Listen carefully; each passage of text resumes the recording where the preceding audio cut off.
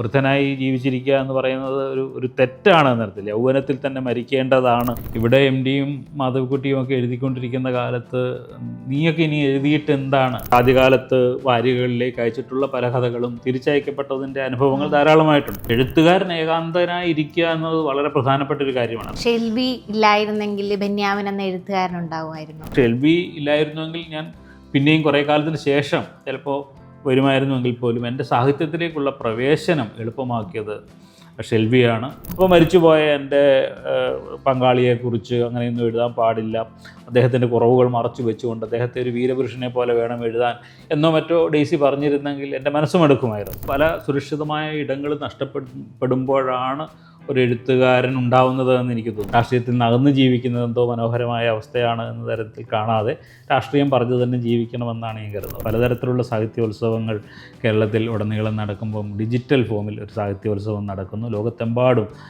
ഇരുന്നുകൊണ്ട് ഇത് കാണാനുള്ള വലിയ അവസരമാണ് വായനക്കാർക്ക് കിട്ടിയിട്ടുള്ളത്. മാഡിസം ലിറ്ററേച്ചർ ഫെസ്റ്റിൽ ഇപ്പോൾ ബെന്യാമിനാണുള്ളത്. ബെന്യാമിൻ്റെ പുതിയ പുസ്തകമാണല്ലോ മൾബറി എന്നോട് നിൻ്റെ സോർബിയെക്കുറിച്ച് പറയും. അതിൽ ഡെയ്സിയുടെയും ഷെൽവിയുടെയും മനോഹരമായ പ്രണയത്തെ പറയുന്നുണ്ടല്ലോ, അതേപ്പറ്റി ഒന്ന് പറയാമോ? മൾബറി എന്നോട് നിൻ്റെ സോർബിയെക്കുറിച്ച് പറയൂ എന്ന നോവൽ ഒരുപക്ഷെ വളരെ കാലമായി എൻ്റെ മനസ്സിലുള്ള ഒരു വിഷയത്തിൽ നിന്നാണ് ഉണ്ടായിട്ടുള്ളത്. ഒരുപക്ഷെ നമ്മളിൽ പലർക്കും അറിയാവുന്നതുപോലെ ഏതാണ്ട് 1.5 പതിറ്റാണ്ട് കാലം മലയാള സാഹിത്യത്തിൽ വളരെ നിറഞ്ഞു നിന്ന ഒരു പ്രസാധനശാലയായിരുന്നു മൾബറി എന്നത്. കോഴിക്കോട് കേന്ദ്രമായി മിഠായി തെരുവിൽ പ്രവർത്തിച്ച മൾബറിയുടെ ഉടമസ്ഥൻ്റെ പേരായിരുന്നു ഷെൽവി എന്നത്. അതിൻ്റെ സഹ ഉടമസ്ഥയായിരുന്നു ഡെയ്സി. അവർ രണ്ടുപേരും കൂടി 1985 മൾബറി പബ്ലിക്കേഷൻസ് ആരംഭിക്കുന്നത്. മലയാളത്തിലെ ഒട്ടുമുക്കാലും പ്രശസ്തരായ എഴുത്തുകാരുടെ പുസ്തകങ്ങൾ, നമ്മൾ ഏറെ ആദരിക്കുന്ന ലോകപ്രശസ്തരായ എഴുത്തുകാരുടെ പരിഭാഷാ പുസ്തകങ്ങൾ ഒക്കെ കൊണ്ടുവരുന്നതിൽ പ്രധാനപ്പെട്ട പങ്കുവഹിച്ച പ്രസാധനശാലയായിരുന്നു മൾബറി. പക്ഷേ നിർഭാഗ്യവശാൽ ഒരു ദിവസം പെട്ടെന്ന് ഷെൽവി ഈ ഭൂമുഖത്ത് നിന്ന് സ്വയം അപ്രത്യക്ഷനാവുകയാണ് ചെയ്തത്. അത് 2003 അന്ന് മുതൽ എന്നെ വല്ലാതെ അലട്ടിക്കൊണ്ടിരുന്ന ചോദ്യങ്ങളിലൊന്നാണ് ഷെൽവി എന്തിനത് ചെയ്തു എന്നുള്ളത്. കഴിഞ്ഞ 20 വർഷമായി ആ ചോദ്യത്തിൻ്റെ ഉത്തരം ഇങ്ങനെ തേടി അലയുകയും പലയിടങ്ങളിൽ നിന്ന് ഷെൽവിയെക്കുറിച്ചും ഡെയ്സിയെക്കുറിച്ചും കേൾക്കുകയും ഷെൽവിയുടെയും ഡെയ്സിയുടെയും പ്രണയത്തിൻ്റെ കഥ കേൾക്കുകയും ഒക്കെ ചെയ്ത ഒരിടത്തു നിന്നാണ് ഈ നോവൽ ഉണ്ടാവുന്നത്. നമ്മൾ പലരും വിചാരിക്കുന്നത് പോലെ വളരെ സാമ്പ്രദായികമായ ഒരു പ്രണയം മാത്രമായിരുന്നില്ല അത്. പുസ്തകങ്ങളെ ഇഷ്ടപ്പെട്ട 2 പേർ, പുസ്തകങ്ങളിലൂടെ പരിചയപ്പെട്ട 2 പേർ ഒരു സുപ്രഭാതത്തിൽ പുസ്തക പ്രസാധനത്തിന് വേണ്ടി ഇറങ്ങിത്തിരിക്കുകയും സാധാരണ വിവാഹങ്ങളൊന്നും കഴിക്കാതെ ലിവിങ് ടുഗദർ എന്ന ഇന്നത്തെ കാലത്ത് പറയാവുന്ന തരത്തിലേക്ക് അന്നത്തെ രീതിയിൽ ജീവിച്ചു തുടങ്ങുകയും ഒരു പുസ്തക പ്രസാധനശാലയുടെ പ്രധാനപ്പെട്ട ആൾക്കാരാവുകയും പ്രധാനശാല വളർത്തിക്കൊണ്ട് വരികയും ഒക്കെയാണ് ചെയ്തത്. അപ്പം ആ യാത്രയിൽ ഉടനീളം ഒരു പ്രണയത്തിൻ്റെ വലിയ യാത്ര നമുക്ക് കാണാൻ കഴിയും. അതിൽ സാഹിത്യപരമായ ഒരു കൊടുക്കുവാങ്ങലിൻ്റെ ബന്ധം നമുക്ക് കാണാൻ കഴിയും. ഒരു എഴുത്തുകാരനോടുള്ള അതിഭീകരമായ ഇഷ്ടത്തിൽ നിന്ന് തുടങ്ങിയ ഒരു പ്രണയം നമുക്ക് കാണാൻ കഴിയും.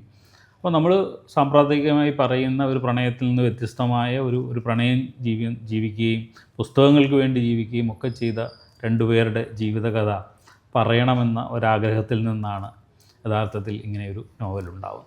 ഷെൽവിയുമായി പേഴ്സണലായി ഒരു ബന്ധമുണ്ടായിരുന്നു. കാരണം ഞാൻ വായന ആരംഭിക്കുന്ന കാലത്ത് എനിക്ക് പുസ്തകങ്ങൾ അയച്ചു തരുന്ന ഒരു പ്രസാധകൻ എന്ന നിലയിലാണ് ഞാൻ ഷെൽവിയെ പരിചയപ്പെടുന്നത്. അന്നത്തെ കാലത്ത് പുസ്തകങ്ങളോടൊപ്പം കത്തുകൾ എഴുതുന്ന ഒരു പ്രസാധകനായിരുന്നു ഷെൽവി. സാധാരണ അങ്ങനെ ഒരു പ്രസാധകനും എഴുത്തുകാരന് കത്തെഴുതുമെങ്കിലും വായനക്കാർക്ക് കത്തെഴുതുമായിരുന്നില്ല. വളരെ സാധാരണക്കാരനായ യുവാവായ ഒരാൾക്ക് പോലും കത്തെഴുതുകയും സുഖാന്വേഷണങ്ങൾ നടത്തുകയും ചെയ്യുന്ന ഒരു പ്രസാധകൻ എന്ന നിലയിൽ അദ്ദേഹത്തോട് സൗഹൃദമുണ്ടാവുകയും പിന്നീട് ജീവിതത്തിൻ്റെ പിൽക്കാലത്ത് ഞങ്ങളിരുവരും സ്വന്തം ജീവിതത്തെക്കുറിച്ച് സംസാരിക്കുന്ന തരത്തിലുള്ള സൗഹൃദമുണ്ടാവുകയും ദീർഘനാൾ നേരം നമ്മൾ ഫോണിൽ സംസാരിക്കുകയും ഒക്കെ ചെയ്തതിൻ്റെ ഒരു ഇതുണ്ട്. അപ്പോൾ അങ്ങനെ ഉള്ള കുറേ ഓർമ്മകൾ, അറിവുകൾ, പലയിടത്തു നിന്ന് കിട്ടിയ കാര്യങ്ങളൊക്കെ ചേർത്ത് വെച്ചുകൊണ്ട് യഥാർത്ഥത്തിൽ ഷെൽവിയെ അടയാളപ്പെടുത്തണം എന്നുള്ളൊരു തോന്നൽ പിൽക്കാലത്തുണ്ടായതാണ്, ആദ്യകാലത്തുണ്ടായില്ല. അപ്പോൾ അദ്ദേഹത്തിൻ്റെ ഭരണകാലത്ത് ആണ് എൻ്റെ പ്രവാചകന്മാരുടെ രണ്ടാം പുസ്തകം എന്ന് പറയുന്ന നോവൽ ഇറങ്ങുന്നത്. അന്ന് അതിൻ്റെ ഒരു സമർപ്പണത്തിൽ ഷെൽവിക്ക് സമർപ്പിച്ചുകൊണ്ടാണ് യഥാർത്ഥത്തിൽ ആ പുസ്തകം ഇറങ്ങുന്നത്. പക്ഷേ അവിടെ വെച്ചും ഷെൽവിയെ അങ്ങനെ ഉപേക്ഷിച്ച് കളയാൻ തോന്നിയില്ല. ജീവിതത്തിൻ്റെ ഒരു ഘട്ടം ആയപ്പോൾ അല്ല, ഷെൽവിയെക്കുറിച്ച് പറയേണ്ടതുണ്ട്, പുതിയ കാലം അറിയേണ്ടതുണ്ട്, പുതിയ കുട്ടികൾ അറിയേണ്ടതുണ്ട്, പുതിയ കാലത്ത് ധാരാളം പ്രസാധകർ വന്നുകൊണ്ടിരിക്കുമ്പോൾ എങ്ങനെയാണ് ഒരു പ്രസാധകൻ ഇവിടെ ഉദിച്ചുയരുകയും പിന്നീട് പെട്ടെന്ന് അസ്തമിക്കുകയും ചെയ്തത് എന്ന് പറയേണ്ടതുണ്ട് എന്നുള്ളത് കൊണ്ട് ഒരു പിൽക്കാല ചിന്തയിൽ നിന്നാണ് യഥാർത്ഥത്തിൽ നോവൽ എന്ന് പറയുന്ന ഒരു ആശയത്തിലേക്ക് വരുന്നത്. ഷെൽവി ഇല്ലായിരുന്നെങ്കിൽ ബെന്യാമിൻ എന്ന എഴുത്തുകാരനുണ്ടാവുമായിരുന്നോ? പറയാൻ കഴിയില്ല. പക്ഷേ ഷെൽവി ആണ് എന്നെ ഈ സാഹിത്യത്തിലേക്ക് വളരെ എളുപ്പത്തിൽ കൊണ്ടുവന്നത് എന്ന് വേണമെങ്കിൽ പറയാം.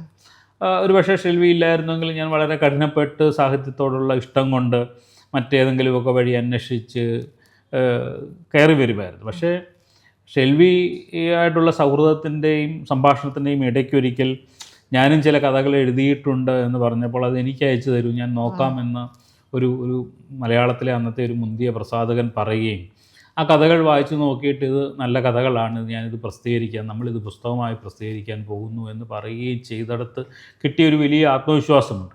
കാരണം അക്കാലത്ത് ഞാൻ പല വാരികകളിലേക്കും അയച്ചിട്ടുള്ള കഥകൾ തിരസ്കരിക്കപ്പെട്ടുകൊണ്ടിരിക്കുന്ന ഒരു കാലത്ത്, ഇനി എന്താണ് എഴുതേണ്ടത് എന്ന കൃത്യമായ ബോധ്യമില്ലാതിരുന്ന ഒരു കാലത്ത്, എൻ്റെ കഥകൾ നല്ലതാണോ എന്ന് എനിക്ക് തന്നെ തിരിച്ചറിയാൻ കഴിയാതിരുന്ന ഒരു കാലത്താണ് യഥാർത്ഥത്തിൽ ഷെൽവി മുന്നോട്ട് വന്നിട്ട് ഇത് നല്ല കഥയാണ്, ഞങ്ങൾ പ്രസിദ്ധീകരിക്കാമെന്ന് പറയുന്ന ഒരു ആത്മവിശ്വാസം നൽകുന്നത്. ആ ആത്മവിശ്വാസത്തിലാണ് എൻ്റെ യുത്തനേസിയ എന്ന് പറയുന്ന കഥാസമാഹാരം 2000 പുറത്തു വരുന്നത്. അതിനുശേഷം തുടർച്ചയായി പുസ്തകങ്ങൾ പുറത്തു വരുന്നതിന്, പുസ്തകം പ്രസിദ്ധീകരിക്കുന്നതിന്, മറ്റു പ്രസാധകർ എൻ്റെ പുസ്തകങ്ങൾ സ്വീകരിക്കുന്നതിന്, വാരികകൾ കഥകൾ പ്രസിദ്ധീകരിക്കുന്നതിനൊക്കെ അത് ഇടയായി എന്നുള്ളതാണ്. അത് ഒരു വലിയ തുടക്കമാണ് എനിക്ക് നൽകിയത്. അപ്പോൾ വളരെ വിദൂരമായൊരു ദേശത്ത് സാഹിത്യവുമായി യാതൊരു ബന്ധവുമില്ലാത്ത ഒരു കാലത്തിലും ലോകത്തിലും ജീവിക്കുന്ന ഒരാളെ സംബന്ധിച്ചിടത്തോളം അതൊരു വലിയ പിടിവള്ളിയായിരുന്നു. അതുകൊണ്ട് ഷെൽവി ഇല്ലായിരുന്നുവെങ്കിൽ ഞാൻ പിന്നെയും കുറേ കാലത്തിന് ശേഷം ചിലപ്പോൾ വരുമായിരുന്നുവെങ്കിൽ പോലും എൻ്റെ സാഹിത്യത്തിലേക്കുള്ള പ്രവേശനം എളുപ്പമാക്കിയത് ഷെൽവിയാണ്.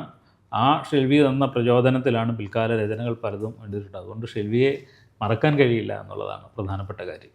ആദ്യകാലത്തൊക്കെ എഴുത്തിൽ നേരത്തെ അപകർഷതാബോധത്തെ പറഞ്ഞല്ലോ, അങ്ങനെ ഒരു അപകർഷതാബോധം ബെന്യാമിനിൽ ഉണ്ടായിരുന്നോ? തീർച്ചയായിട്ടും ഉണ്ടാവുമല്ലോ. കാരണം നമ്മൾ വായനയിലൂടെയാണ് സാഹിത്യത്തിലേക്ക് വരുന്നത്, എഴുത്തിലേക്ക് വരുന്നത്.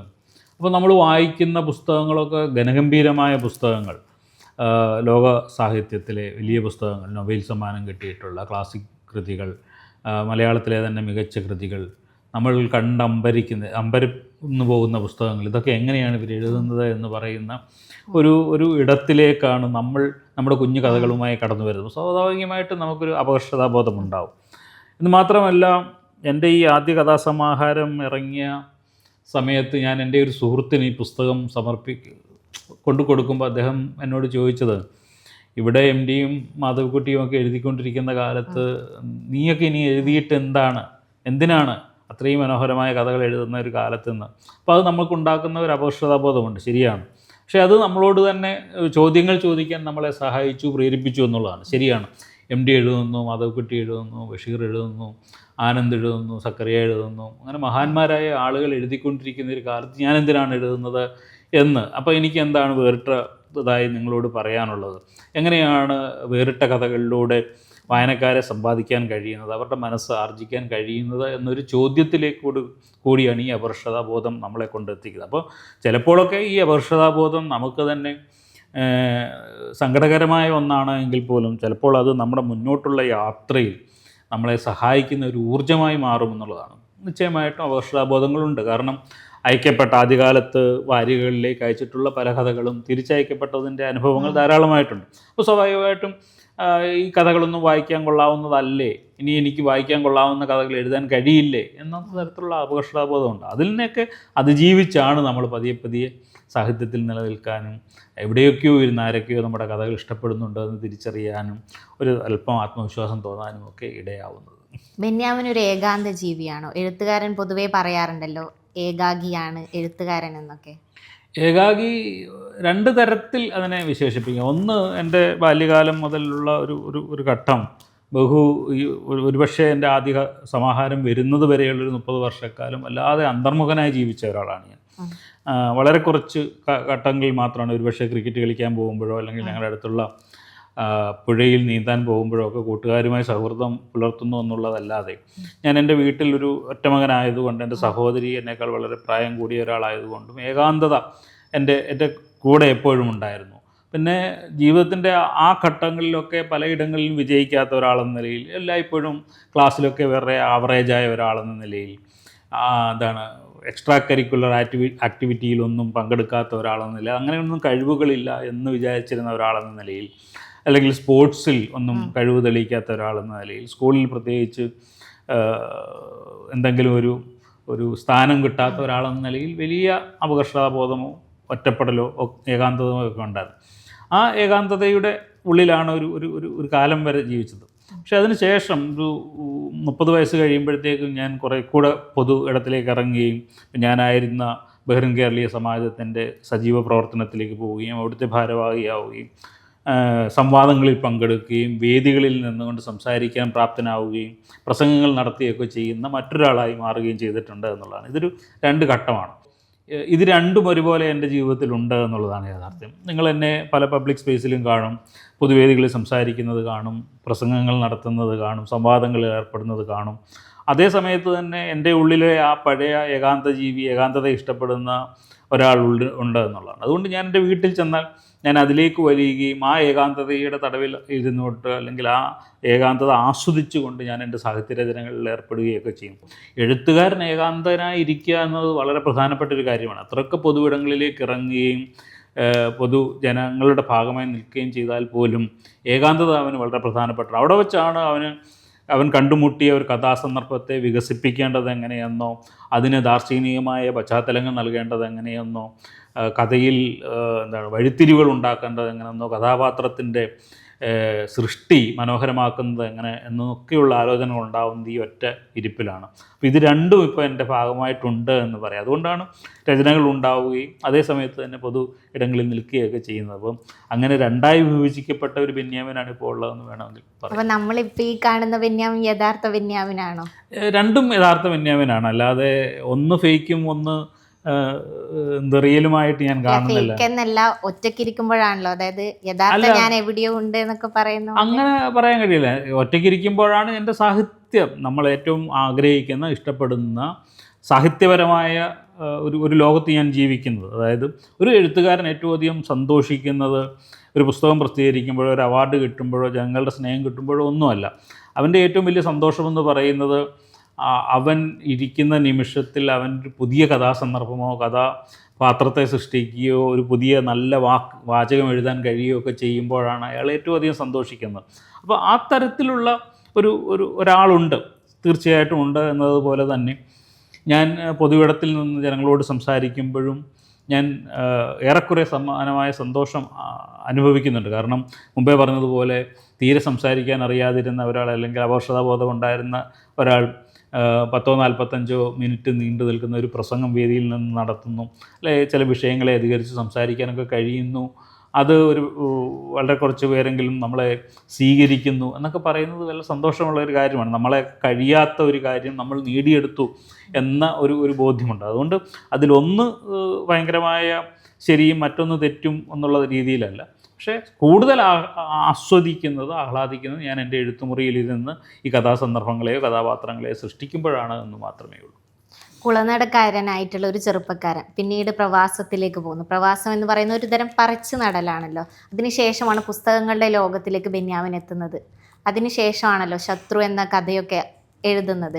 അങ്ങനെ പ്രവാസമാണോ ബെന്യാമിനെ എഴുത്തുകാരനാക്കിയത്, അല്ലെ തൻ്റെ ഉള്ളിൽ എഴുത്തുണ്ടെന്ന് തോന്നിയത്? അങ്ങനെ വേണമെങ്കിൽ നിശ്ചയമായിട്ടും പറയാം. കാരണം പ്രവാസത്തിലേക്ക് 21-ാമത്തെ വയസ്സിൽ അങ്ങനെ പോയ ഒരാളാണ്. സ്വാഭാവികമായിട്ടും അവിടെ എത്തുമ്പോഴാണ് ഞാൻ ആരാണെന്നുള്ളൊരു ചോദ്യം ഞാൻ ചോദിച്ചു തുടങ്ങുന്നത്. അതിന് മുമ്പ് എനിക്ക് അങ്ങനെ ഒരു ചോദ്യമില്ല. എല്ലാവരുടെയും ആൾക്കൂട്ടത്തിൽ ഒരാളെപ്പോലെ ഇങ്ങനെ പോവുകയും അതിലലിഞ്ഞു ചേരുകയും ഒക്കെ ചെയ്യുന്ന ഒരാളെന്ന നിലയിൽ അങ്ങനെയല്ല. എൻ്റെ ഐഡൻറ്റിറ്റി എന്താണ്, എൻ്റെ അസ്തിത്വം എന്താണ്, എന്നെ എവിടെയെങ്കിലും ചിലയിടത്ത് മാർക്ക് ചെയ്യേണ്ടതുണ്ട് എന്ന ഒരു അന്വേഷണം ആരംഭിക്കുന്നത് അവിടെ നിന്നാണ് എന്ന് വേണമെങ്കിൽ പറയാം. അങ്ങനെയാണ് വായനയിലേക്ക് വരുന്നത്. വായനയുടെ ദീർഘകാലത്തെ ഒരു അനുഭവ പരിചയം വെച്ചുകൊണ്ട് പതിയെ പതിയെ എഴുതാൻ ആരംഭിക്കുകയൊക്കെ ചെയ്യുന്നത്. അപ്പം സ്വാഭാവികമായിട്ടും അന്നത്തെ ആ ചെറുപ്രായത്തിൽ 21 വയസ്സുകാരൻ പ്രവാസത്തിലേക്ക് പറിച്ചെറിയപ്പെട്ടതുകൊണ്ടാണ് എൻ്റെ സുരക്ഷിതമായ ചില ഇടങ്ങൾ നഷ്ടപ്പെടുന്നു. അങ്ങനെയാണ് പല സുരക്ഷിതമായ ഇടങ്ങൾ നഷ്ടപ്പെടുമ്പോഴാണ് ഒരു എഴുത്തുകാരൻ ഉണ്ടാവുന്നത് എന്ന് എനിക്ക് തോന്നുന്നു. നമ്മുടെ സങ്കീർണതകളിൽ നിന്ന്, നമ്മുടെ ഭയങ്ങളിൽ നിന്ന്, നമ്മുടെ ആകുലതകളിൽ നിന്നൊക്കെയാണ് എഴുത്തുകൾ പിറക്കുന്നത്. നിങ്ങൾ വളരെ സേഫ് സോണിൽ, സേഫായ ഒരു കൊക്കൂണിനുള്ളിൽ ജീവിക്കുകയും നിങ്ങൾ സംതൃപ്തനായിരിക്കുകയും ചെയ്യുമ്പോൾ എഴുത്ത് സംഭവിക്കുമെന്ന് ഞാൻ കരുതുന്നില്ല. അങ്ങനെ ഒരു പറിച്ചെറിയൽ സംഭവിച്ചതുകൊണ്ടായിരിക്കാം എൻ്റെ ഉള്ളിൽ ഒരിക്കലും ഞാൻ പോലും തിരിച്ചറിയാത്ത ഒന്നുണ്ടായിരുന്നുവെന്നും ആ എഴുത്തിൻ്റെ ലോകത്തേക്ക് വരികയൊക്കെ ചെയ്യുന്നത്. അതുകൊണ്ട് സ്വാഭാവികമായിട്ടും പ്രവാസം തന്നെയാണ് എന്നെ എഴുത്തുകാരനാക്കിയത് എന്ന് വിശ്വസിക്കുന്നതിനാണ് എനിക്കിഷ്ടം. കുളനടയിൽ നിന്ന് ബഹ്റിനിൽ പോയിട്ടില്ലായിരുന്നെങ്കിൽ, എഴുത്തുകാരനായില്ലായിരുന്നെങ്കിൽ ബെന്യാമിൻ എന്താവുമായിരുന്നു? ഞാൻ പോളിടെക്നിക്ക് പഠിച്ച ഒരാളാണ്, എഞ്ചിനീയറിംഗ് പഠിച്ച് പാസ്സായ ഒരാളാണ്. സ്വാഭാവികമായിട്ടും അത്തരം ഏതെങ്കിലും ഒരു ജോലി പ്രവേശിക്കുമായിരുന്നു. അന്നത്തെ കാലത്ത് എൻ്റെ തൊഴിൽപരമായ ആഗ്രഹം കെൽട്രോണിൽ ജോലി കിട്ടണം എന്നാണ്. അന്നത്തെ ഒരു പ്രധാനപ്പെട്ട ഇലക്ട്രോണിക് സ്ഥാപനമായിരുന്നല്ലോ കെൽട്രോൺ എന്ന് പറയുന്നത്. അല്ലെങ്കിൽ ഇലക്ട്രിസിറ്റി ബോർഡിൽ ജോലി കിട്ടണമെന്നായിരുന്നു. അപ്പോൾ ഇത് രണ്ടിൽ എവിടെയെങ്കിലും ഏതെങ്കിലും ഒരു ടെസ്റ്റ് എഴുതി പാസ്സായി ജോലി ചെയ്യുമായിരുന്നു എന്നാണ് എനിക്ക് തോന്നുന്നത്. പക്ഷേ എല്ലാ കാലത്തും എന്ന പോലെ അന്നത്തെ കാലത്ത് പ്രത്യേകിച്ച് ഏറ്റവും വലിയ മോഹം എന്ന് പറയുന്നത് ഗൾഫിൽ പോകുക എന്നത് തന്നെയാണ്. കാരണം കേരളത്തിലെ അന്നത്തെ ശമ്പള സ്കെയിലൊക്കെ വളരെ ചെറുതാണ്. ഇപ്പോഴാണ് ഒരു പക്ഷേ മികച്ച ശമ്പളമൊക്കെ കേരളത്തിലും ഇന്ത്യയിലും ഒക്കെ ലഭിച്ചു തുടങ്ങിയത്. അന്നത്തെ കാലത്ത് ഗൾഫിൽ കിട്ടുന്ന ഒരു ശമ്പളവും ഇന്ത്യയിൽ കിട്ടുന്ന ഒരു ശമ്പളവും തമ്മിൽ വലിയ അന്തരമുണ്ടായിരുന്നു. അപ്പോൾ സ്വാഭാവികമായിട്ടും വളരെ ചെറിയ കുടുംബ പശ്ചാത്തലത്തിൽ നിന്നും സാമ്പത്തിക സ്ഥിതിയിൽ നിന്നും വരുന്ന ഒരാളെ സംബന്ധിച്ചിടത്തോളം പഠിച്ചു പാസ്സായ ഒരാളെന്ന നിലയിൽ ഗൾഫിൽ പോകണമെന്നും ഗൾഫിൽ നിന്ന് ഉണ്ടായി വീട് നന്നാക്കണമെന്നോ കാശുകാരനാവണമെന്നോ ഒക്കെയുള്ള പ്രതീക്ഷയുണ്ട്. അപ്പം പ്രവാസത്തിൽ പോയില്ല, അല്ലെങ്കിൽ എഴുത്തുകാരനായില്ല എങ്കിൽ പോലും ഞാൻ ഒരു സാധാരണ ഗൾഫുകാരനാവുമായിരുന്നു. ഇല്ലെങ്കിൽ കേരളത്തിലെ ഏതെങ്കിലും ഒരു സ്ഥാപനത്തിൽ ജോലി ചെയ്യുന്ന ഒരു എഞ്ചിനീയറായി മാറുമായിരുന്നു എന്നാണ് എനിക്ക് തോന്നുന്നത്. അങ്ങനെ ഞാൻ ദീർഘകാലം ജോലി ചെയ്യുകയും ചെയ്തു. 20 വർഷക്കാലത്തോളം ഞാൻ അത്തരത്തിൽ ജോലി ചെയ്തതിന് ശേഷമാണ് എഴുത്തിൽ സജീവമാവുകയും ഒക്കെ ചെയ്യുന്നത്. 20 വർഷത്തിന് ശേഷം പ്രവാസമൊക്കെ ഉപേക്ഷിച്ച് മുഴുനീള എഴുത്തുകാരനായി കുളനടക്കാരനായി ഇപ്പോൾ ജീവിക്കാനുള്ള എപ്പോഴെങ്കിലും തൻ്റെ പ്രവാസം മിസ് ചെയ്തിട്ടുണ്ടോ? ഇല്ല, എനിക്ക് അങ്ങനെ പ്രവാസം മിസ് ചെയ്യുന്ന ഒരു അനുഭവം ഇല്ല. കാരണം ഞാൻ പുതിയ പുതിയ അനുഭവങ്ങളിലൂടെയാണ് കടന്നു പോകുന്നത്. കേരളത്തിൽ വരുമ്പോൾ കേരളത്തിൻ്റെതായ ഒരു അന്തരീക്ഷം ആസ്വദിക്കാൻ കഴിയുന്നു. ഇവിടെ ഇരുന്നു കൊണ്ട് എനിക്ക് അവിടെ ഇരുന്ന് എഴുതിയതിനേക്കാൾ കൂടുതൽ മെച്ചപ്പെട്ട കൃതികൾ എഴുതാൻ കഴിഞ്ഞിട്ടുണ്ട് എന്ന് ഉണ്ടാവുന്നു. അവിടെ ഇരുന്നതിനേക്കാൾ കൂടുതൽ സ്വീകാര്യത ജനങ്ങളുടെ ഇടയിൽ നിന്ന് ലഭിക്കുന്നു. പലതരത്തിൽ നമ്മൾ ഒരു കാലത്തും സ്വപ്നം കാണാൻ കഴിയാത്തത്ര വലിയ പുരസ്കാരങ്ങൾ നമുക്ക് ലഭിക്കുന്നു. ഇപ്പോൾ JCB പുരസ്കാരം പോലെയോ വയലാർ അവാർഡ് പോലെയോ കേരള സാഹിത്യ അക്കാദമി പുരസ്കാരം പോലെയൊക്കെയുള്ള വലിയ പുരസ്കാരങ്ങൾ കിട്ടുന്നു. അപ്പോൾ ഞാൻ ചെയ്യുന്ന പ്രവൃത്തിയിൽ എന്നെ ലോകം എവിടെയൊക്കെയോ അംഗീകരിക്കുന്നു എന്ന് പറയുന്ന ഒരു വലിയ സന്തോഷം. 2, ലോകത്തിൻ്റെ വിവിധ ഭാഗങ്ങളിലേക്ക് യാത്ര ചെയ്യാനുള്ള വലിയൊരു അവസരമാണ് ഒരുപക്ഷെ എനിക്ക് ഈ കഴിഞ്ഞ 10 വർഷം കൊണ്ട് ലഭിച്ചിട്ടുള്ളത്. അപ്പോൾ ഞാൻ ആ ജോലി തുടരുകയാണെങ്കിൽ, വളരെ ഉത്തരവാദിത്തപ്പെട്ട ഒരു ജോലിയാണ് ഞാൻ ചെയ്തുകൊണ്ടിരുന്നത്. അപ്പോൾ ആ ജോലിയിൽ നിന്ന് പെട്ടെന്ന് എനിക്ക് ഇത്തരം യാത്രകളൊന്നും അവിടെ ഇരുന്നു കൊണ്ട് ചെയ്യാൻ കഴിയില്ലായിരുന്നു. അപ്പോൾ മനുഷ്യൻ പാർക്കുന്ന എല്ലാ ഭൂഖണ്ഡങ്ങളിലും ഒരു തവണ പോകാൻ കഴിഞ്ഞു എന്ന് പറയുന്ന വലിയ സന്തോഷം ഉണ്ടായത് അത് കളഞ്ഞിട്ടൂടെ വന്നിട്ടുണ്ട്. അതുകൊണ്ട് എനിക്ക് പ്രവാസത്തിലേക്ക് തിരിച്ചു പോകാനോ അല്ലെങ്കിൽ അത്തരത്തിലുള്ള ഒരു ഗ്രഹാതുരത്വമായ ഒരു സ്മരണകളോ ഒന്നും ഇല്ല എന്നുള്ളതാണ്. കാരണം അത് എൻ്റെ ജീവിതത്തിൻ്റെ ഒരു പോർഷനായിരുന്നു. അവിടെ ആയിരുന്ന കാലത്ത് ഞാൻ പലപ്പോഴും വിചാരിച്ചിട്ടുണ്ട്, ഈ തൊഴിലൊക്കെ നഷ്ടപ്പെടുത്തി നാട്ടിൽ പോയി നിന്നാൽ എങ്ങനെ ജീവിക്കും, എങ്ങനെ എൻ്റെ ഇന്നുകൾ പുലരുമെന്നുള്ള ഒരു ആദി എനിക്കുണ്ടായിരുന്നു. ആ ആദി എനിക്ക് ഇപ്പോഴില്ല. ഇന്നുകൾ എങ്ങനെയെങ്കിലുമൊക്കെ ജീവിച്ചു പോകും, നന്നായി പോകും എന്നുള്ള ഒരു ആത്മവിശ്വാസമാണ് എനിക്ക് ഉള്ളത്. അതുകൊണ്ട് എനിക്ക് അങ്ങനെ ഒരു ഗ്രഹാതുരത്വം ഗൾഫിനെ സംബന്ധിച്ചില്ല. ബെന്യാമിൻ്റെ ഒരു പുസ്തകത്തിൽ പറയുന്നുണ്ട്, കത്തുകൾ എന്ന് പറയുന്നത് നീല ഞരമ്പുള്ള ഓർമ്മകളാണെന്ന് പറയുന്നുണ്ടല്ലോ. അപ്പോൾ ആ കത്തുകളായിരിക്കുമല്ലോ ആദ്യം എഴുതി തുടങ്ങിയിട്ടുണ്ടാവും. അപ്പോൾ സുഹൃത്തുക്കൾക്ക് കത്തുകൾ അയക്കുമ്പം അവർ മറുപടി പറഞ്ഞിട്ടുണ്ടായിരുന്നല്ലോ മനോഹരമായ ഭാഷ എന്നൊക്കെ. കത്തുകളായിരിക്കില്ലേ ആദ്യമായിട്ടൊരു സർഗാത്മകത പോലെ എഴുതി തുടങ്ങിയിട്ടുണ്ടാവുക? സർഗാത്മകതയല്ല, അന്നത്തെ കാലത്തിൻ്റെ ആവശ്യകതയായിരുന്നു കത്തുകളെന്ന് പറയുന്നത്. ഇന്നിപ്പോൾ നമുക്ക് പലതരത്തിലുള്ള സോഷ്യൽ മീഡിയയും സാങ്കേതിക സൗകര്യങ്ങളും ഒക്കെ ഉള്ളപ്പോൾ അന്ന് ഞങ്ങൾക്ക് വിനിമയത്തിനുള്ള ഏക മാർഗമെന്ന് പറയുന്നത് കത്തുകൾ മാത്രമായിരുന്നു. അപ്പോൾ സ്വാഭാവികമായിട്ടും ആ കത്തുകൾ എഴുതാൻ ഞാൻ നിർബന്ധിതനായി. വീട്ടിലേക്ക് കത്തെഴുതുന്നു, സഹോദരങ്ങൾക്ക് കത്തെഴുതുന്നു, അല്ലെങ്കിൽ കൂട്ടുകാർക്ക് കത്തെഴുതുന്നു. ആ കത്തെഴുത്ത് പിന്നെ ഒരു ശീലമായി മാറുകയാണ് പതിയെ പതിയെ. കാരണം നമ്മൾ അന്ന് വായന ആരംഭിക്കുന്നു, പലതരത്തിലുള്ള പുസ്തകങ്ങൾ പരിചയപ്പെടുന്നു, സാഹിത്യത്തോട് ബന്ധം പുലർത്തുന്നു, നമ്മൾ ഇതുവരെ വായിച്ചിട്ടില്ലാത്തത്ര മനോഹരമായ വരികൾ വായിക്കുന്നു. ഇതൊക്കെ കഴിഞ്ഞിട്ട് നമ്മൾ കിടന്ന് ഉറങ്ങാൻ സമയത്തോ നമ്മൾ ആലോചനയിൽ നിറയുമ്പോഴോ നമ്മുടെ ഉള്ളിലും ചില വരികളൊക്കെ നിറയുകയും നമുക്കും ചിലതൊക്കെ പറയാനുണ്ട് എന്നുള്ളൊരു തോന്നലുണ്ടാവുകയൊക്കെ ചെയ്തു. അതൊക്കെ ഇറക്കി വെക്കാൻ എന്താ വഴിയെന്ന് ആലോചിക്കുമ്പോൾ അന്നത്തെ ഏക വഴി കൂട്ടുകാർക്ക് എഴുതുന്ന കത്തുകളാണ്. ആ കത്തുകളിലേക്ക് നമ്മൾ ഇങ്ങനെ ഈ വരികളൊക്കെ എഴുതി വെച്ച് നിറയ്ക്കുന്ന ഒന്നായി മാറുകയും കത്തുകളുടെ വെറുതെ വീട്ടുവിശേഷവും നാട്ടുവിശേഷവും പറയുന്നതിനപ്പുറത്ത് ചില ആലോചനകൾ, ചില ദർശനങ്ങളൊക്കെ പങ്കുവെക്കുക, അത് പങ്കുവെക്കാനും വായിക്കാനും പറ്റുന്ന തരത്തിലുള്ള സുഹൃത്തുക്കൾ ഉണ്ടായിരിക്കുക, അവരത് വായിക്കുക, അത് കൊള്ളാമെന്ന് പറയുക എന്നൊക്കെ പറയുന്നുണ്ട്. സ്വാഭാവികമായിട്ടും കത്തുകളാണ് എന്നെ ഈ സാഹിത്യത്തിൻ്റെ ഒരിടത്തിലേക്ക്, അക്ഷരങ്ങളോടുള്ള ബന്ധത്തിലേക്ക് ആദ്യമായി വലിച്ച് സ്വീകരിച്ചു കൊണ്ടുവരുന്നത് എന്ന് വേണമെങ്കിൽ പറയാം. അപ്പോൾ കത്തുകൾ ജീവിതത്തിൻ്റെ നീലഞരമ്പുകളാണ് എന്ന് പറയുന്നതിൻ്റെ ഒരു കാരണം അത് എല്ലാ കാലത്തേക്കുമുള്ള ഓർമ്മകളാണ് എന്നുള്ളതാണ്. നമ്മൾ ആ കാലത്ത് എന്തായിരുന്നു, നമ്മുടെ ചിന്ത എന്തായിരുന്നു, നമ്മുടെ ഭാഷ എന്തായിരുന്നു, നമ്മുടെ വ്യക്തിത്വം എന്തായിരുന്നു എന്നൊക്കെ തിരിച്ചറിയുന്നത് ഈ കത്തുകളിലൂടെയാണ്. നമ്മളെ തന്നെ രേഖപ്പെടുത്തി വെക്കുകയാണ്. നമ്മളോട് തന്നെ സംസാരിക്കുന്നതാണ് കത്തുകൾ എന്ന് പറയുന്നത്. നമ്മൾ അവരോട് സംസാരിക്കുന്നത് മാത്രമല്ല, നമ്മളോട് തന്നെ സംസാരിച്ച അനേകം ഇടങ്ങൾ ഈ കത്തുകളിലുണ്ട്. മൾബറി ഈ പുതിയ പുസ്തകം ഉണ്ടല്ലോ, അതിൽ എല്ലാവരും വിചാരിക്കുന്നത് ഡെയ്സിക്കും അല്ലെങ്കിൽ ഷെൽവിക്കും വേണ്ടി മാത്രമായിട്ടാണ് എന്നുള്ളത്. അല്ലല്ലോ, അതിലേക്ക് ജോർജിയോ എന്ന് പറയുന്ന കഥാപാത്രം വരുന്നുണ്ട്, സോർബ കടന്നു വരുന്നുണ്ട്, കസിൻസാക്കിസ് കടന്നു വരുന്നുണ്ട്, അങ്ങനെ എല്ലാം കടന്നു വരുന്നുണ്ടല്ലോ. ബെന്യാമിൻ്റെ ആ ഒരു നോവലിനെ പറ്റിയിട്ടൊന്ന് സൂചിപ്പിക്കാവോ? അല്ല, ഇപ്പം നമ്മളിവിടെ സൂചിപ്പിച്ചതുപോലെ ഡെയ്സിയുടെയും ഷെൽവിയുടെയും ജീവിതം പറയുന്നതിനോടൊപ്പം തന്നെ അങ്ങനെ ഒരു ലെയർ മാത്രം പോരാ ആ നോവലിന് എന്ന് ഞാൻ തീരുമാനിച്ചിരുന്നു. കാരണം അത് പരിമിതമായ ഒരു ലെയറിൽ നിൽക്കുന്ന ഒരു സിമ്പിൾ സ്റ്റോറിയായി മാറുന്നതിനപ്പുറത്തേക്ക് കുറേ കൂടി സാഹിത്യ ഭംഗിയുള്ള പലതരത്തിലുള്ള ലെയറുകളുള്ള ഒരു നോവലായി മാറണം എന്ന ഒരാഗ്രഹത്തിൽ നിന്നാണ് യഥാർത്ഥത്തിൽ കസിൻസാക്കിസ് എന്ന് പറയുന്ന എഴുത്തുകാരനിലേക്ക് പോകുന്നത്. കാരണം ഞാൻ ഷെൽവിയെക്കുറിച്ച് കൂടുതൽ പഠിക്കുമ്പോഴാണ് അദ്ദേഹത്തിന് എന്തുമാത്രം ഇഷ്ടപ്പെട്ട എഴുത്തുകാരനായിരുന്നു കസിൻസാക്കിസ് എന്ന് മനസ്സിലാവുന്നത്. എൻ്റെയും ജീവിതത്തിൽ വളരെ പ്രിയപ്പെട്ട ഒരു എഴുത്തുകാരനാണ് കസിൻസാക്കിസ്. അപ്പോൾ ആ താരതമ്യം പതിയെ പതിയെ ഞാൻ പഠിച്ചെടുക്കുകയും കസിൻസാക്കിസ് എന്ന് പറയുന്ന എഴുത്തുകാരൻ്റെ ജീവിതത്തെക്കുറിച്ച് കൂടുതൽ പഠിക്കുന്നതിന് കാരണമാവുകയും ചെയ്തു. അപ്പോൾ ഡെയ്സിയും ഷെൽവിയും തമ്മിൽ ആദ്യമായി പരിചയപ്പെടുന്നത് തന്നെ കസിൻസാക്കിസിനെ ത്തിൻ്റെ പേര് പറഞ്ഞുകൊണ്ടാണ്.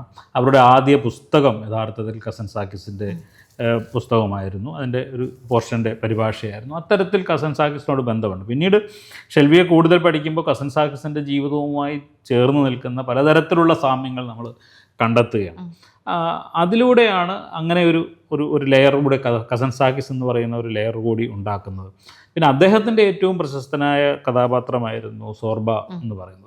അപ്പോൾ സോർബയുടെ ജീവിതത്തെക്കുറിച്ച് പഠിക്കുമ്പോൾ നമ്മൾ യഥാർത്ഥത്തിൽ ഈ സോർബ എന്ന് പറയുന്ന പുസ്തകത്തിൽ വായിക്കുന്ന സോർബയല്ല ജീവിച്ചിരുന്ന സോർബയെന്നും അയാൾ വളരെ വ്യത്യസ്തനായ ഒരു മനുഷ്യനാണ് എന്ന് നമ്മൾ തിരിച്ചറിയണം. അപ്പോൾ നമ്മളൊരു അന്വേഷണം നടത്തുന്നത് എന്തിനാണ് ഒരു എഴുത്തുകാരൻ ഒരു കഥാപാത്രത്തെ ഒരു ജീവിതത്തെ കണ്ടെത്തുന്നത് എന്ന ഒരു വലിയ ചോദ്യമുണ്ട്. ആ ജീവിതത്തെ കണ്ടെത്തിയിട്ട് അയാൾ അതുപോലെ പകർത്തുകയല്ല ചെയ്യുന്നത്. അയാൾക്കിഷ്ടമുള്ള ചില കാര്യങ്ങളിലേക്ക് ആ കഥാപാത്രത്തെ നടത്തിക്കൊണ്ട് പോവുകയാണ് ചെയ്യുന്നത്. അപ്പോൾ ഒരു എഴുത്തുകാരനും ഒരു കഥാപാത്രവും അത് ജീവിച്ചിരിക്കുന്ന ഒരാളും തമ്മിലുള്ള ബന്ധം എന്താണ്, ആ ബന്ധത്തിൽ നിന്നും സൗഹൃദത്തിൽ നിന്നും എങ്ങനെയാണ് അയാൾ മറ്റൊരു കഥ ഉരുത്തിരിഞ്ഞെടുക്കുന്നത് എന്നൊക്കെ ചിലയുള്ള ആലോചനകളിലേക്ക് ആ ലെയർ പോകുന്നുണ്ട്.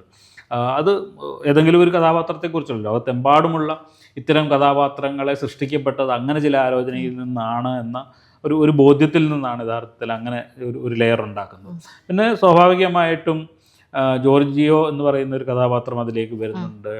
ഡെയ്സിയുടെ ഏതൻസിലൂടെയുള്ള അല്ലെങ്കിൽ അവർണപ്പോളിയിലൂടെയുള്ള എന്ന് വെച്ചാൽ ഗ്രീക്കിൻ്റെ പല ഭാഗങ്ങളിലൂടെയുള്ള യാത്രകൾ, ക്രീറ്റിൽ കസിൻസാക്കിസിൻ്റെ ജന്മസ്ഥലവും അദ്ദേഹത്തിൻ്റെ ശവകുടീരവുമുള്ള ക്രീറ്റിലൂടെയുള്ള ഒരു യാത്ര അതിൻ്റെ ഭാഗമായി വരുന്നുണ്ട്. അങ്ങനെ ഡെയ്സിയുടെ കഥ പറയുമ്പോൾ, ഷെൽവിയുടെ കഥ പറയുമ്പോൾ അതിനോടൊപ്പം പല ലെയറുകളായി ജോർജിയോ എന്ന് പറയുന്ന വ്യത്യസ്തനായ കഥാപാത്രത്തിൻ്റെയോ സോർബയുടെയോ കസൻസാക്കിസിൻ്റെയോ ഗ്രീക്കിലെ തന്നെയുള്ള മറ്റു പല മനുഷ്യരുടെയോ ജീവിതങ്ങളൊക്കെ പറഞ്ഞുകൊണ്ട് പലതരത്തിലുള്ള ജീവിതാവസ്ഥകളെ ഇണക്കിച്ചേർത്തുകൊണ്ടാണ് ആ നോവൽ മുന്നോട്ട് പോകുന്നത്. മാത്രമല്ല ആ നോവലിലുള്ള ഒരുപാട് കഥാപാത്രങ്ങളുണ്ട് നമുക്കിടയിലുള്ള. ഇപ്പോൾ ജോയ് മാത്യു വരുന്നുണ്ട്, KP രാമനുണ്ണി വരുന്നുണ്ട്, നൗഷാദ് വരുന്നുണ്ട്, N ശശിധരൻ വരുന്നുണ്ട്.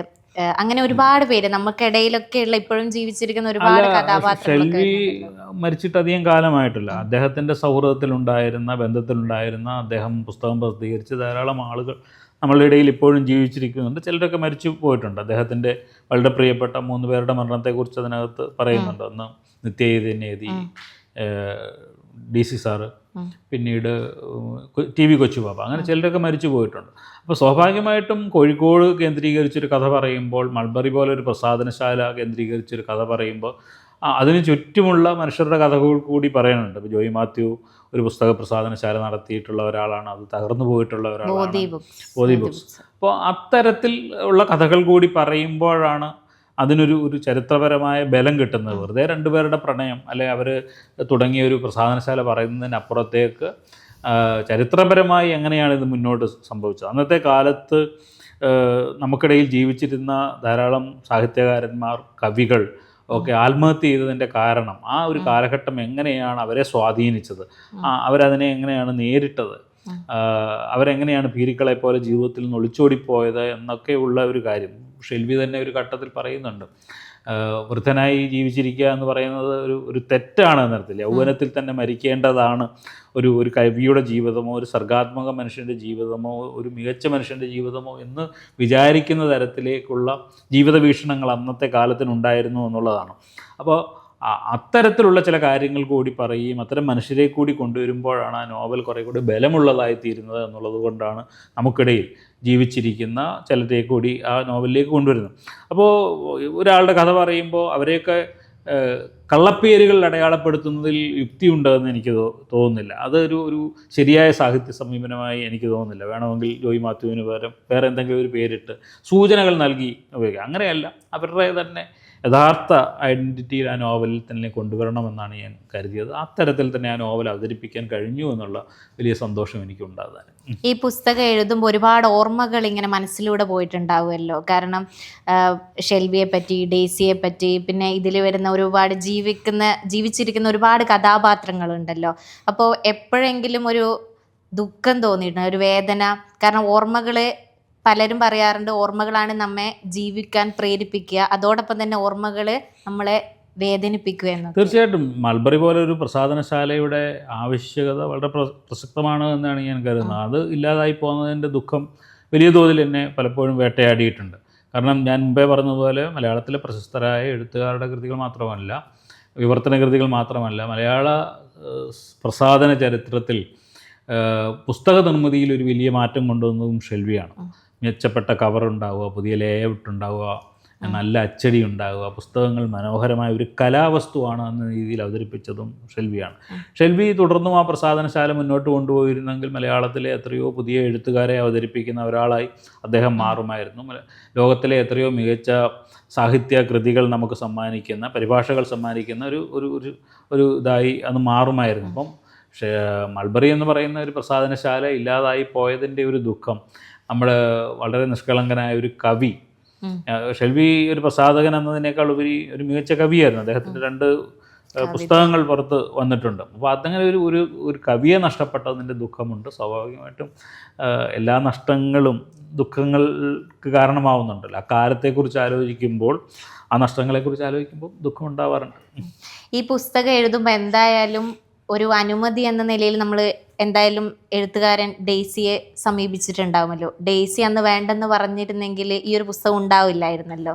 തീർച്ചയായിട്ടും. കാരണം ആരുടെ കണ്ണിലൂടെ ഈ ഷെൽവിയെ അവതരിപ്പിക്കണമെന്നുള്ള ഒരാലോചനയിൽ ഒരുപക്ഷെ ധാരാളം സുഹൃത്തുക്കൾ എഴുതിയ ഓർമ്മക്കുറിപ്പുകൾ അവിടെ ചിതറിക്കിടക്കുന്നുണ്ട്, പല പറഞ്ഞ അനുഭവങ്ങളുണ്ട്. അപ്പോൾ ആരുടെ കണ്ണിലൂടെ വേണമെങ്കിൽ എൻ്റെ ഒരു എഴുത്തുകാരൻ എന്ന നിലയിൽ ആദ്യമായി പുസ്തകം പ്രസിദ്ധീകരിച്ച പ്രസാധകനെ എന്ന നിലയിൽ വേണമെങ്കിൽ അവതരിപ്പിക്കാം, അല്ലെങ്കിൽ ഏതെങ്കിലും ഷെൽവിയോട് വളരെ അടുത്ത സുഹൃത്തുക്കളുടെ കണ്ണിലൂടെ അയാളുടെ സുഹൃത്താരായിരുന്നു എന്ന നിലയിൽ അവതരിപ്പിക്കാം. അങ്ങനെ പല വീക്ഷണകോണിൽ ഒട്ടുമേ കാലത്തിനറിയാതെ മങ്ങിക്കിടന്നിരുന്ന, മറന്നുപോയിരുന്ന ഡെയ്സിയിലൂടെ വേണം ഈ കഥ പറയാനെന്ന ഒരാലോചന എനിക്കുണ്ടായി.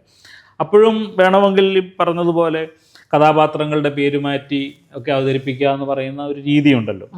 ഒരു ചരിത്ര സംഭവം അല്ലെങ്കിൽ നടന്ന സംഭവം അവതരിപ്പിക്കുമ്പോൾ പല സിനിമകളിലുമൊക്കെ നമ്മൾ കാണുന്നത് പോലെ പേര് മാറ്റി അവതരിപ്പിക്കുകയും ഇതാണെന്ന് സൂചിപ്പിക്കുകയും ചെയ്യുന്ന ഒരു കള്ളയെഴുത്തായി പോകും. ഒരാളുടെ ജീവിതത്തെ സത്യസന്ധമായി ആവിഷ്കരിക്കാനുള്ള വഴിയായി അത് മാറില്ല എന്ന് തോന്നിയത് കൊണ്ടാണ് ഡെയ്സിയിൽ നിന്ന് പെർമിഷൻ എടുത്തിട്ട് തന്നെ ഡെൽസിയുടെ കണ്ണിലൂടെ വേണം ഈ നോവൽ അവതരിപ്പിക്കാനെന്ന് തീരുമാനിക്കുകയും ഡെയ്സി അതിന് സമ്മതം തരികയും ചെയ്തു. അത് ഈ നോവലിൻ്റെ എഴുത്തിന് ഒരു വലിയ ഊർജ്ജം നൽകിയിട്ടുണ്ട്. ഇല്ലെങ്കിൽ ഒരുപക്ഷേ അങ്ങനെ ഒരു ഊർജ്ജമില്ലാതെ അത് പാതി വഴിയിൽ അവസാനിപ്പിച്ച് പോകുമായിരുന്നു. പക്ഷേ എൻ്റെ സന്തോഷം എന്താണെന്ന് ചോദിച്ചാൽ ഞാനും മാധ്യമത്തിൻ്റെ എഡിറ്ററൊക്കെ ആയിരുന്ന എഴുത്തുകാരനായ സഞ്ചാര സാഹിത്യകാരനായ വി മുസഫർ അഹമ്മദും കൂടിയാണ് ഡെയ്സി ആദ്യമായി പോയി കാണുകയും ഇങ്ങനൊരു ആലോചന എൻ്റെ മനസ്സിലുണ്ട് എന്ന് പറയുകയും ചെയ്തത്.